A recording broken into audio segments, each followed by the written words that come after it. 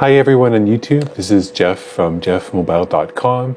Today I'd like to tell you how you can access really old version of Mac OS in your Chrome browser. So back in the 90s, around 1995, 1996, this is when I really enjoyed using the Macintosh computer. It was the precursor of Mac OS today, and Mihai Parita is a software developer, and he basically ported over some emulators from Mac OS into the Chrome browser. So it's amazing. Like, people don't realize how incredible this is, but essentially by going to a particular web page, you can get a simulation of what it was like to use a Macintosh computer in the mid-90s. So this is his post. I'll put a link to his post in the video description below. Essentially, he says that he's launched two web-based classic Mac emulators, System 7 app and Mac OS 8.app. They boot instantly, are filled with useful programs, allow import, export, and persistence, and try to bring the best of the web to retro computing. Now, this is quite an achievement. He has a blog post with some technical details. I'll quickly go through this. So he gives a demo in this video. We're actually going to try it out. He gives a detailed technical explanation of how it works. But essentially, if you want to bring in your own content into the Mac computer, you can do that by putting it in a special uploads folder. And if you basically have a download, you put it in the output and it goes to the zip file. So anyways, this is the amazing thing. So I'm going to show you, before any more technical details, go back to his post. Let's first of all go back to 1995 and use System 7. Let's try it out. Go to system7.app. Welcome to Mac OS. It just booted up. Amazing. And this is what a Macintosh computer looked like in the, let's see what year this is from, about this Macintosh. 1995. Great. So this brings back a lot of memories because I used Macintosh in 1995. I was in high school at the time, and I found Macintosh to be such a great OS, and it really was the future for computing at the time. And in his OS here, he has a lot of applications which you might have found back in the day in 1995. So let's go into games. And you can see this is the experience of what it was like using a Mac back then. And he's actually provided a lot of games. This is not really legal because these are copyrighted games, but being over, 25 years old, some of these companies no longer exist, and it's more of a museum piece, for example, to see these games. So let's go into Prince of Persia, and I'm going to open up this game.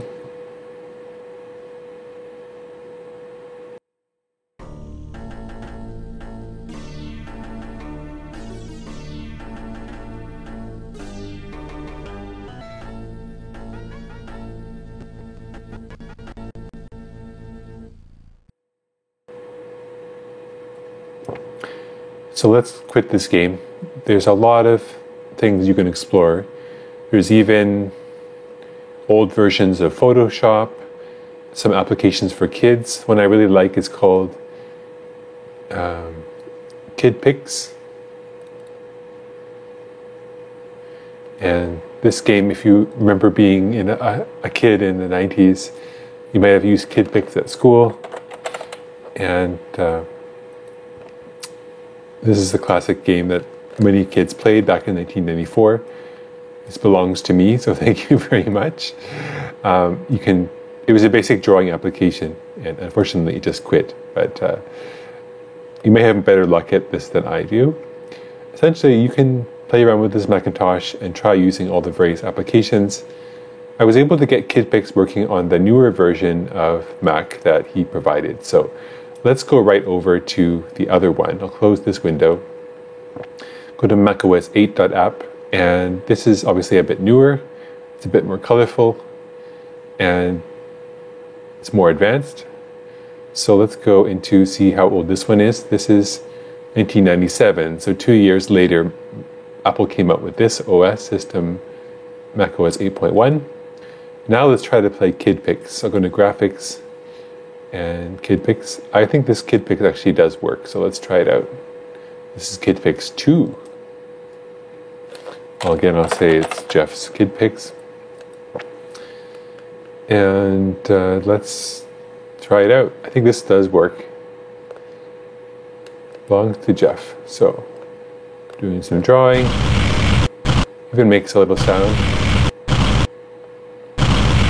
Happy face. And this KidPix has a whole bunch of cool features like Wacky TV. And let's try Breakdancer.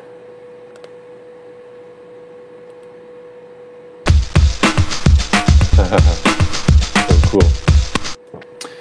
So essentially, this Macintosh experience has pretty much any program you might have found back in the day. I think he's always adding more applications. Let's go to, where was the applications folder here? Infinite HD. If you're into classic Apple games, there's also HyperCard. Where is HyperCard? The media, maybe? HyperCard. So HyperCard was a classic application that let people build card decks and add interactivity. And it was such a great way to create little games and applications. So you can actually play with the actual real version of HyperCard here. And it's fully functional. So you can have a tour, practice, even has the old version of QuickTime. If you want a tour, you can say, oh, I don't know where the HyperCard tour is. Maybe it's not here. But let's try. Some things maybe are not able to find, but in any case, feel free to go play with this application and see what you think about it. Let me know what you discover and enjoy playing around with this classic Mac software. Let's check out some of the other things we have here. We have ClarisWorks, Microsoft Word. There's more games in here too.